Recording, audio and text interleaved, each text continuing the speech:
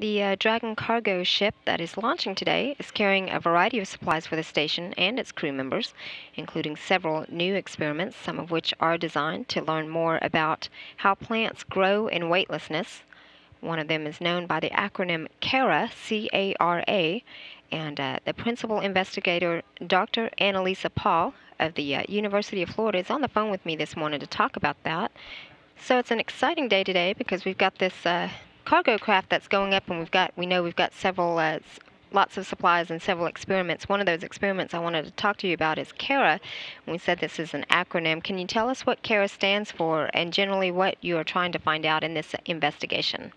Sure. So CARA stands for Characterizing Arabidopsis root attractions, and it is flying a type of plant called Arabidopsis thaliana, which is essentially it's a model organism for plants. It's what you might think of as the white mouse of the plant world, and it is utilized in a lot of different ground studies, as well as we've run a number of different spaceflight experiments with Arabidopsis in the past.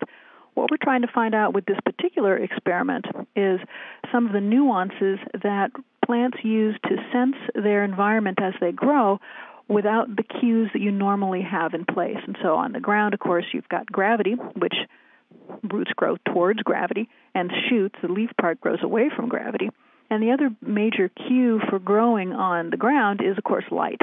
And so what we're trying to do with this particular experiment is we are taking gravity out of the equation and looking how plants grow on the surface of these square auger plates when the light source isn't a directed one, as opposed to coming just from one direction, and seeing how the roots and the shoots grow in that very diffuse lighting environment of just slapped up against the bulkhead of the space station with no gravity also to give them direction. So tell me also, we were just looking at a couple of pictures of these plants. What kind of plants are you flying, and then why did you pick them for this particular experiment? So as I said, these are Arabidopsis thaliana. That's the genus and the species of these plants. We usually just call them Arabidopsis for short. We chose those because, as I said, they are the model organism for plants. We know everything about their genome. It's been completely sequenced. It's very well characterized on in ground experiments. It's been used for just decades and decades in plant physiology, plant molecular biology research. In addition, Rob Furl and I, my colleague in this business, have done a number of different spaceflight experiments with this same plant. And so every time we do an experiment, we get answers, and those answers then develop into new hypotheses and new questions. And so the experiment that we're launching today with these plants is actually based on information that we got from a previous spaceflight experiment with these same type of plants. Tell me, how will the station crew members be actually participating in the experiment? What will they be doing with the plants? Well, in two ways. One is that part of what we would like to do is we're looking at the molecular biology of these plants, and so not just how the roots grow, but what governs the way they grow. And part of the mechanism to do this is we've engineered these plants with something called the green fluorescent protein reporter gene that is essentially reports back to where certain genes are being engaged as the plant grows and develops. It glows green. But you have to have a special mechanism to see the fluorescence. You can't just see it in regular light.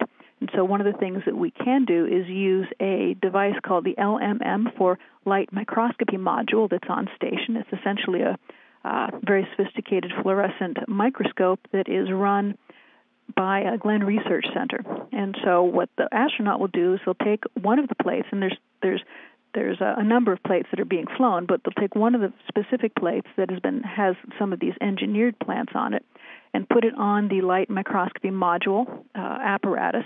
And then what we will do is we'll be traveling to Glenn Research Center to then use the microscope up there to manipulate what's on station. And so the astronaut will put the plate on the microscope, but then it will be managed by some of the engineers and scientists at Glenn Research Center as we see what is glowing on orbit.